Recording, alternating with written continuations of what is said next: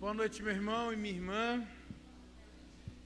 Que a graça maravilhosa de Cristo Jesus venha de tal maneira que encubra todos os meus defeitos, tá ok? Possa, de uma forma maravilhosa, abrir os seus ouvidos, de uma forma muito carinhosa, aceitar o que a palavra do Senhor tem para nós. Eu quero agradecer a diretoria da nossa federação, quero agradecer ao secretário pelo honroso convite de estar com vocês nessa noite, de tantos outros pastores muito melhores do que eu, pregadores, e escolheu logo eu aqui, então eu fico muito feliz. E a minha segunda alegria, Marquinhos, que esse é o do texto que eu mais amo, né? Romanos capítulo 5, e é o texto que eu mais prego em funeral. Talvez se eu for no seu funeral, e se você me permitir, eu vou pregar Romanos capítulo 5. De certa forma, eu espero que um dia no meu funeral, quem esteja aqui, tá não? Beleza? Quem esteja aqui, lembre, ó, minha hora de vingar. Eu vou pregar Romanos capítulo 5, do verso 1 ao verso 5. Essa esperança é o que nos define. Porque constantemente você é convidado a viver em perigo. Constantemente você é convidado a viver uma vida talvez sem regras. Constantemente somos desafiados a sair de uma... Como, por exemplo, assim, somos convidados a quebrar regras. E isso, de uma certa forma, eu não culpo você. Porque faz parte do meio qual nós estamos vivendo. E aí eu escrevi, vindo para cá, 3 perigos culturais que talvez você precisa se atentar. Primeiro é ser crente sem ser batizado. E quando eu digo ser crente sem ser batizado, eu não estou falando o batismo das águas, mas eu estou falando a convicção de que você nasceu de novo. Porque isso é muito interessante quando você vira pai. E aí eu vou compartilhar essa experiência. Porque tudo que eu mais espero hoje é que os meus filhos, um dia desse, possam ouvir uma pregação, seja de quem for, e os seus corações, de uma forma maravilhosa, possa despertar para a glória do Senhor. E aí, ter a consciência de que você nasceu de novo, meu irmão, é algo que ninguém vai te roubar, mesmo que coloque uma arma na sua cabeça, dizendo assim, morra, negue Jesus ou morra. Você vai dizer, olha, meu amigo, eu já estou morto para esse mundo, então tirar a minha vida aqui agora, pouco vai fazer a diferença. Então, primeiro perigo é ser crente e não ter a consciência de que você é batizado, nasceu de novo. Segundo, querido, perigo aqui é saber e não usar o evangelho. E aí eu não quero entrar na contradição do que eu acabei de falar, porque provavelmente alguém vai dizer assim, se eu sei e não uso, isso vai trazer uma ideia lógica de que eu não... Quem é bom de lógica? Se eu sei e não uso, significa o quê? Não, que eu não sei, que eu não conheço. Então, essa aqui é uma falsa verdade. Então, como você começa a entender que, na verdade... Você diz que é crente, é batizado, sabe o evangelho, mas não usa o evangelho, é muito complicado. Terceiro perigo cultural aqui é ter o evangelho e não desfrutar do evangelho. A segunda eu falei não saber usar, talvez pregar, anunciar, mas como eu digo, de certa forma, ter o evangelho e não desfrutar do evangelho, eu estou falando de riquezas insondáveis, que a prata e o ouro ficarão para trás. Quem quantas vezes leu o livro de Apocalipse e lá viu que as ruas lá são de ouro, os muros lá são de rubis. Sabe o que significa, meu irmão? Que o ouro lá, o valor qual nós damos aqui, lá, é insignificante, a ponto de usá-lo para colocar no chão, tornar como calçada. Assim como as pedras preciosas, é tão insignificante os valores delas lá no céu, então automaticamente é aquilo que nós estamos dando valor. E quando eu digo dar valor, eu estou dizendo assim, essência, princípios, aquilo que você mais gasta o seu tempo, aquilo que te traz paz, aquilo que te traz confiança. Meu irmão, eu não vou usar, Roberto, o pai da igreja disse, mas existe um poeta, Raul Seixas, que ele escreve uma música, que ele diz assim, que ter aquela velha opinião formada sobre tudo. Eu quero dizer agora o oposto do que eu disse antes. Eu prefiro ser uma metamorfose ambulante do que ter aquela velha opinião formada sobre tudo. Aí você já começou a terminar de cantar aí na sua mente. Termina? Vai. E aí eu quero dizer que, de certa forma, nem ele sabe o que ele está vivendo. Quando você olha para a letra da música, ele está dizendo assim, ó, eu não quero ser aquela ideia de ter opinião sobre tudo, achar sobre tudo, mas de uma certa forma ele tem uma predisposição a ser uma metamorfose ambulante, mas algo lhe falta, de que de fato, meu irmão, não é necessário você viver aprendendo através de seus erros, porque aqui tem uma outra falsa verdade. Dizem assim que errar é humano, sim ou não? Não. Errar não é humano. Errar é pecaminoso. Você acha que lá no Éden, o homem foi dotado para o erro? Ou ele foi dotado para toda a capacidade de desenvolver, crescer, mesmo que fosse mínima? Mas ele era capaz de discernir, mas ele não preferiu. Então, errar e aprender através do erro nunca foi o plano inicial. Aprender com os erros é algo muito natural pela nossa natureza pecaminosa. Então é comum.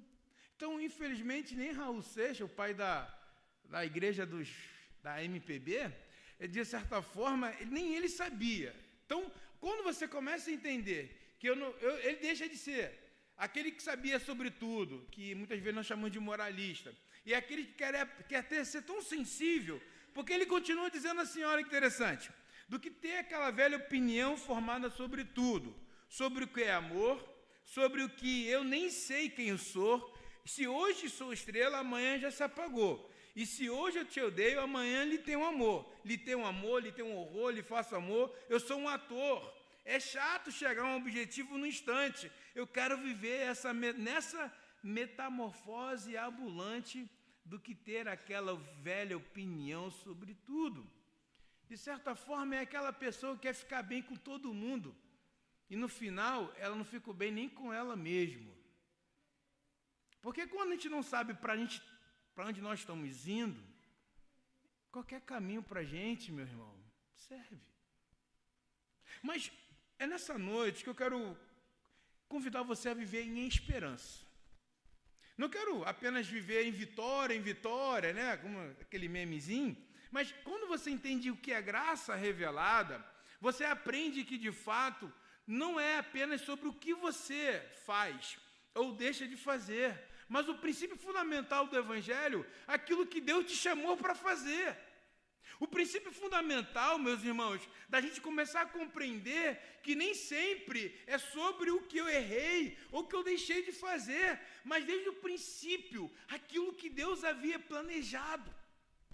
Quer dizer, eu deixo de viver uma vida centralizada no que eu penso, no que eu acho, e começo a participar de algo muito maior do que eu.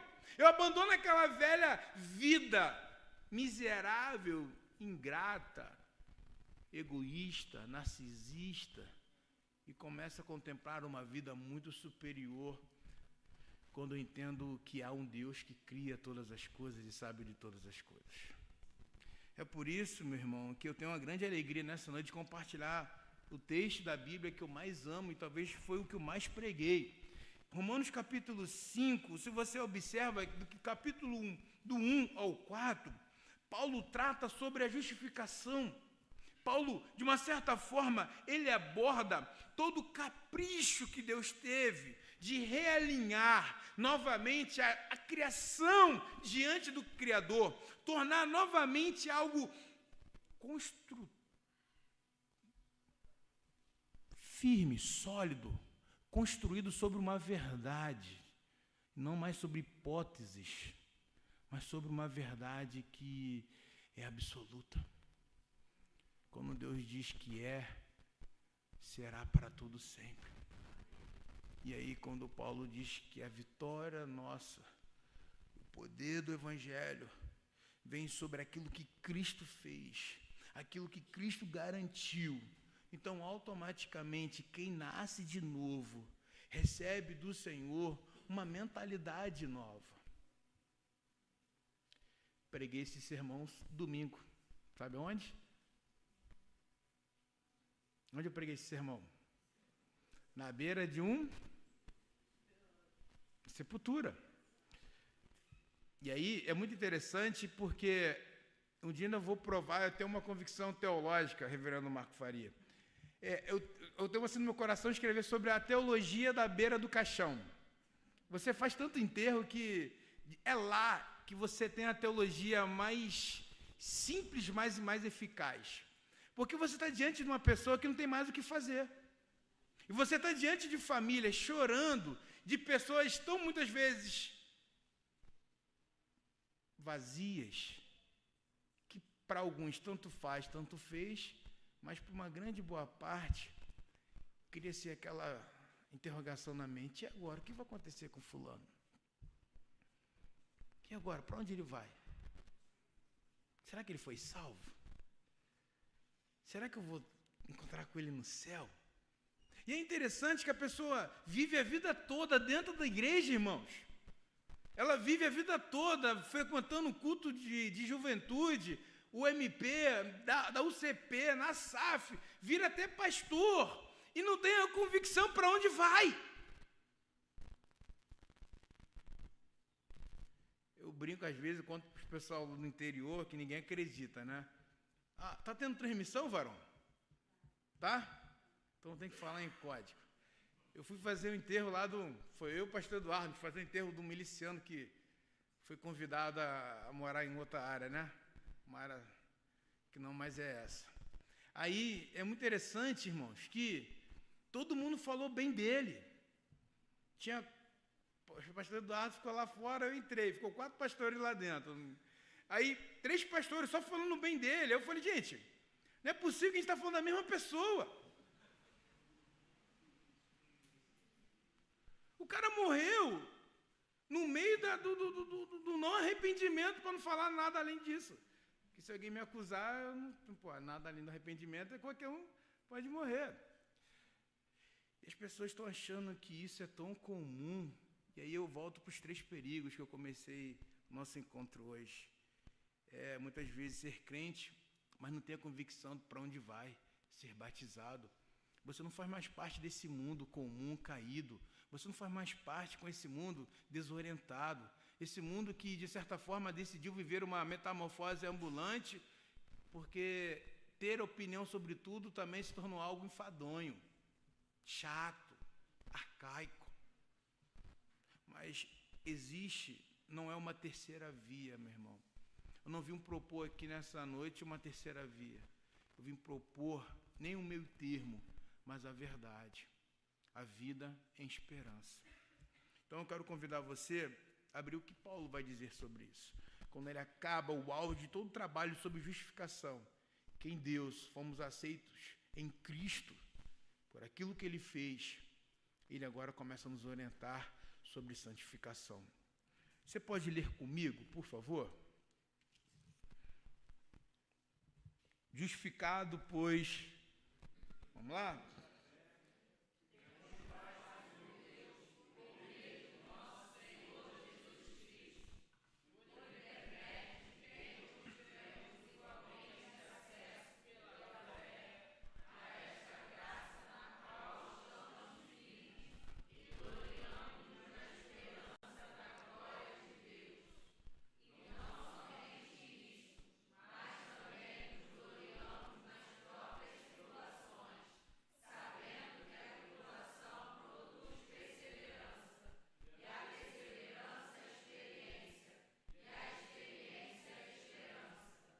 Ora, a esperança não confunde, porque o amor de Deus é derramado nosso coração pelo Espírito Santo que nos foi otorgado.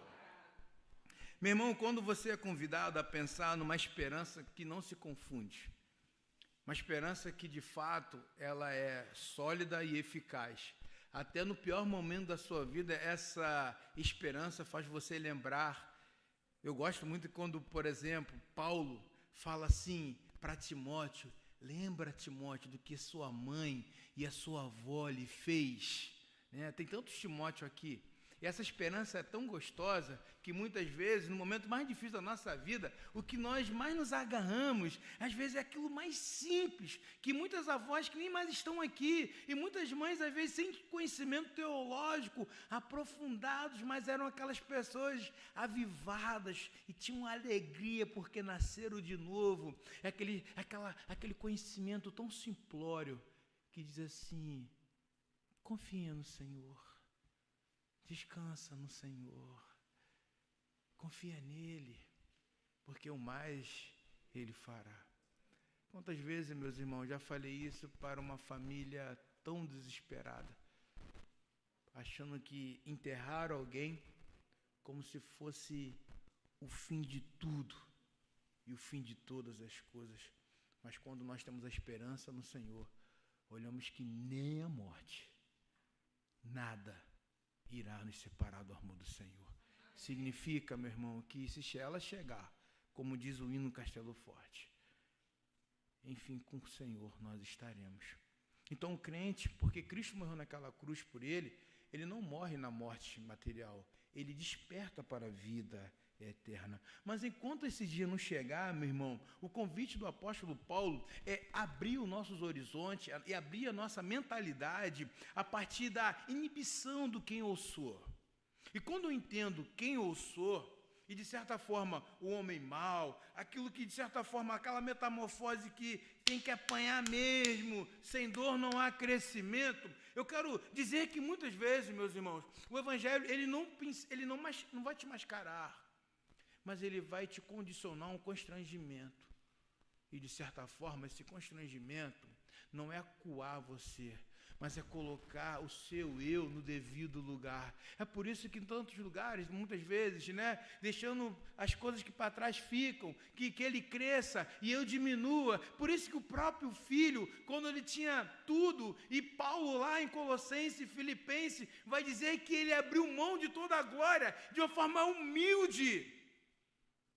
Até o filho, sabe, meu irmão, se colocou no lugar de filho, mas através da autoridade do Pai. É isso que eu quero dizer para você, que quando você olha para aquela cruz vazia, ela tinha sua medida, ela tinha sua proporção de pecado, mas ele assumiu o seu lugar, e isso gratuitamente, porque pela graça sois salvos. Isso para que ninguém aqui nesse lugar bata no peito e diga: eu sou bom, mas pelo contrário, todo mundo diga: Deus, tu és bom e a sua misericórdia durará para sempre. Quero convidar você a pensar aquilo que ele chamou você, aquilo que ele chamou você para ser e fazer. Isso são perguntas que você, com mais de um ano de igreja, já precisa ter pelo menos a metade de cada resposta. E o que mais acontece a gente muitas vezes passa 10, 20, 30 anos da igreja e não aprende o que é justificação pela fé. E Paulo começa afirmando que, justificado, pois, mediante a fé, temos paz com Deus. E isso não foi porque eu quis, mas foi porque o Filho construiu essa ponte.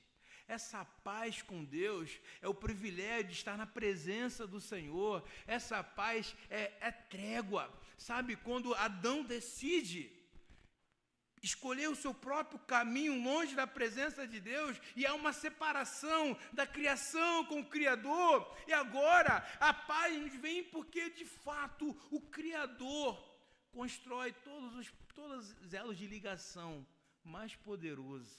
Olha, em Noé, Deus tentou agir. Em Abraão, Deus tentou agir.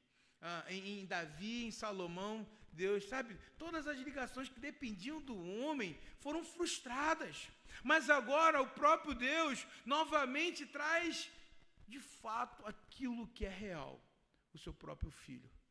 E quando ele veio a esse mundo, inicia o reino do Senhor, ele traz para nós a certeza e a convicção de que mesmo que aqueles que não viram, mas creram, terão a bem-aventurança de experimentar o céu aqui neste lugar.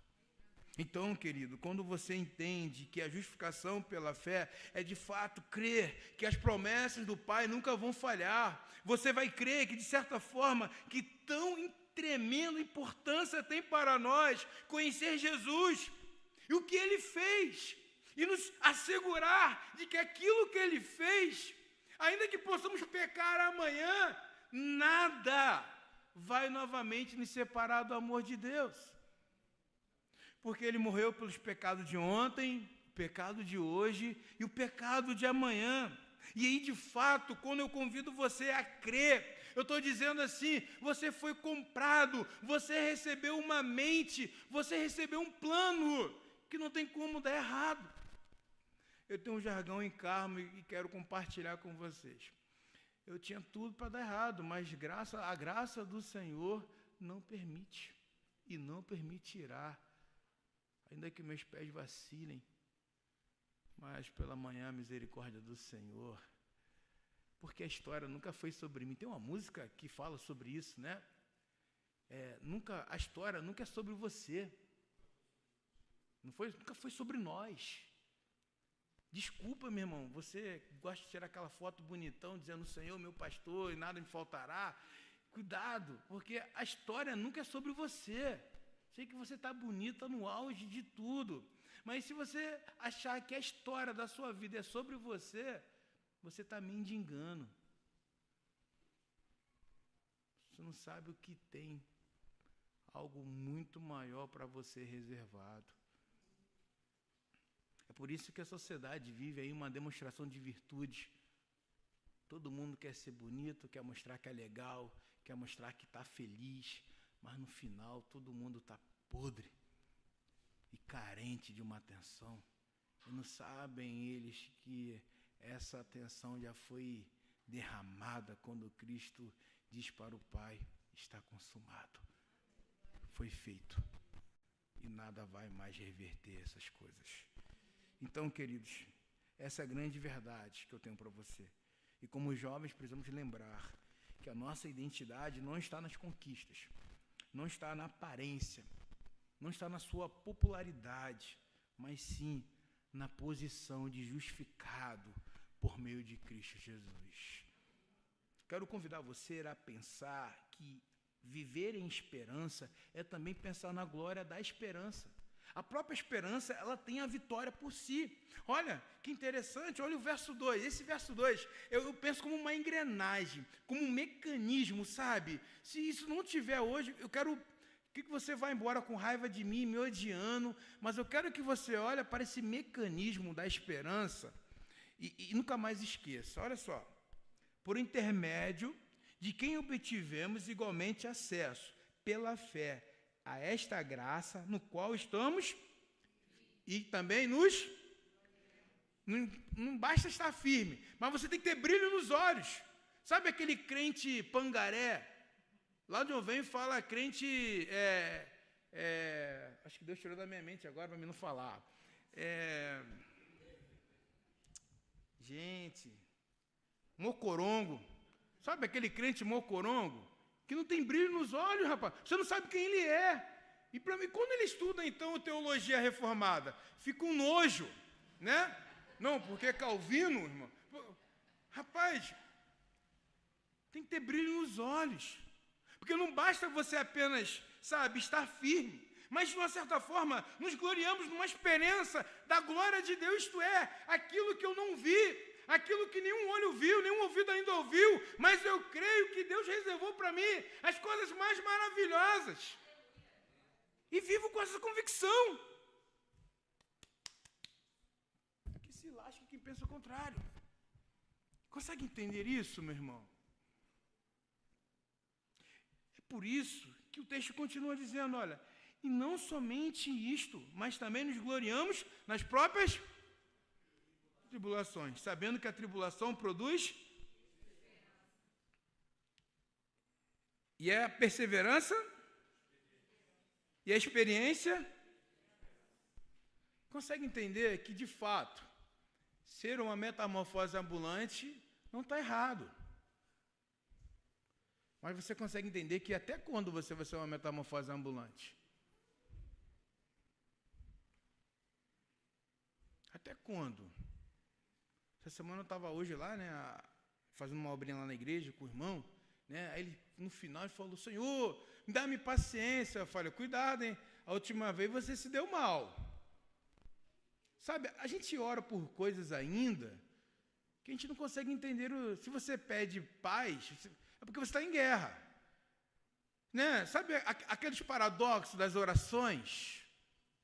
Que, na verdade, isso mais reflete que talvez podamos estar fracos e, muito menos, nos gloriamos na esperança em Cristo.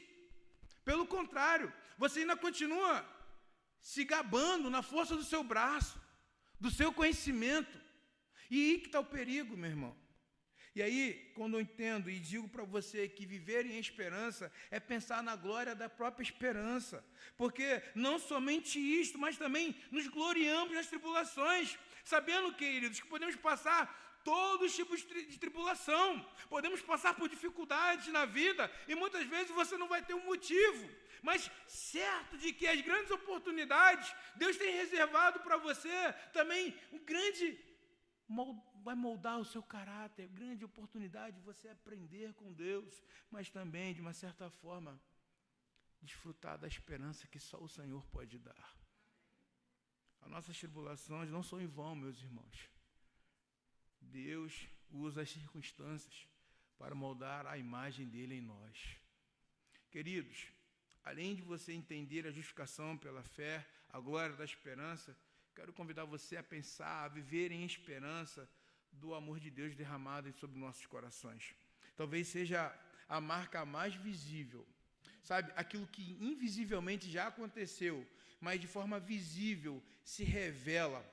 E aí eu quero convidar você a pensar no verso 5. Ora, a esperança não confunde, porque o amor de Deus é derramado em nosso coração pelo Espírito Santo que nos foi outorgado. Sabe, eu quero fazer um paralelo com o verso 1 e com o verso 5. Tanta paz e tanto amor de Deus são as marcas mais extraordinárias de quem nasceu de novo. Sabe, você pode estar vivendo as coisas mais difíceis da vida, mas a paz e a sensação que Deus te ama, querido, a certeza e convicção de que você é um filho de Deus amado, é algo extraordinário. Talvez seja um assunto que a gente pouco explora. Talvez você está aqui hoje chorando porque um namorado ou uma namorada foi embora. Eu não desejo isso para você, meu irmão, porque de fato, se sentir menor do que o outro, se sentir abandonado, menosprezado, é um sentimento assim pecaminoso, sabe? Talvez seria daqueles que fosse quase imperdoáveis.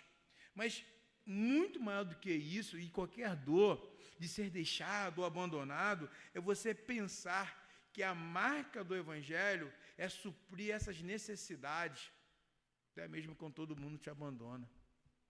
E aí, você vai entender que teu tesouro e a tua confiança não está, meu irmão, naquilo que você tem. Porque muitas vezes, quando o dinheiro acaba, os amigos vão embora. Quando a beleza acaba, as pessoas que mais nos diziam que nos amam vão embora. Quando tudo dá errado, muita gente nos abandona, mas na vida cristã, na caminhada cristã, é o momento que nós mais desfrutamos do amor que Deus derramou sobre nossas vidas. É por isso que o homem sábio vai dizer, muitas vezes, é melhor estar numa casa que tem luto do que quem está em festa. Porque você desfruta da dor mais que te assusta. E aí você também desfruta do amor que foi derramado por Deus. É por isso que eu sempre faço uma pergunta diante da sepultura. O que você vai sair desse lugar aqui? Eu tenho uma pergunta e você tem duas respostas. O que você vai fazer ao sair desse lugar? Muitos sem esperança vai se afundar na tristeza do luto, na depressão, e vão morrer daqui a uma semana, um mês ou um ano. Mas outros saberão da ausência, sentirão a ausência, chorarão a ausência, mas sabe que aquilo que Deus tem para a sua vida é muito maior do que qualquer perda. Consegue entender isso?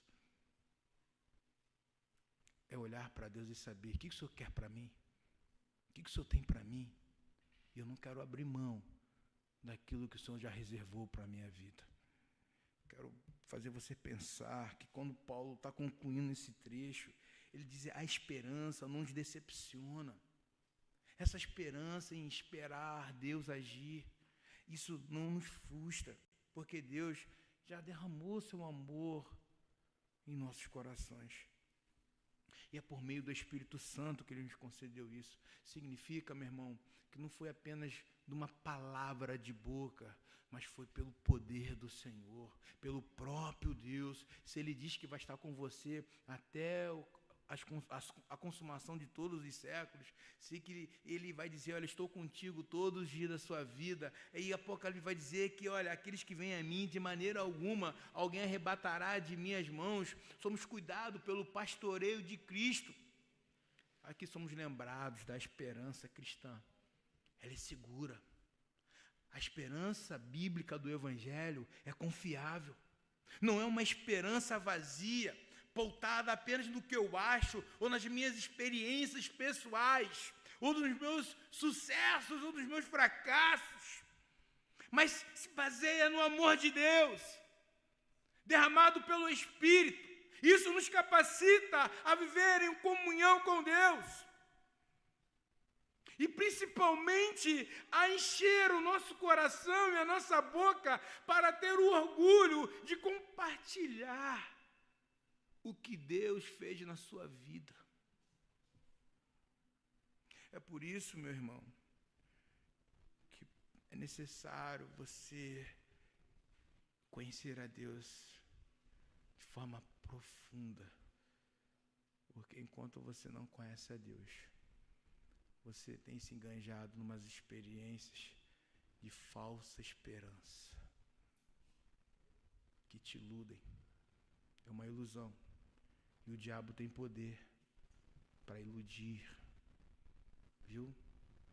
Se você está me vendo bonitão aí, é graça de Deus, viu? Porque eu não sou bonito, eu tenho certeza. Não se iluda com isso. É graça do Senhor. A graça do Senhor faz isso. Mas cuidado, que o diabo também ele tem poder, irmãos, de nos fazer encantar com as suas propostas. Eu não quero, delongar mais, mas quando Jesus termina 40 dias de jejum e oração, o diabo só faz propostas indecorosas. Ele oferece para quem tem fome pão. Ele oferece para um desconhecido uma glória. Ele oferece para alguém que veio de uma família pobre riquezas. Calma aí. Será que a estratégia dele mudou? Pelo contrário.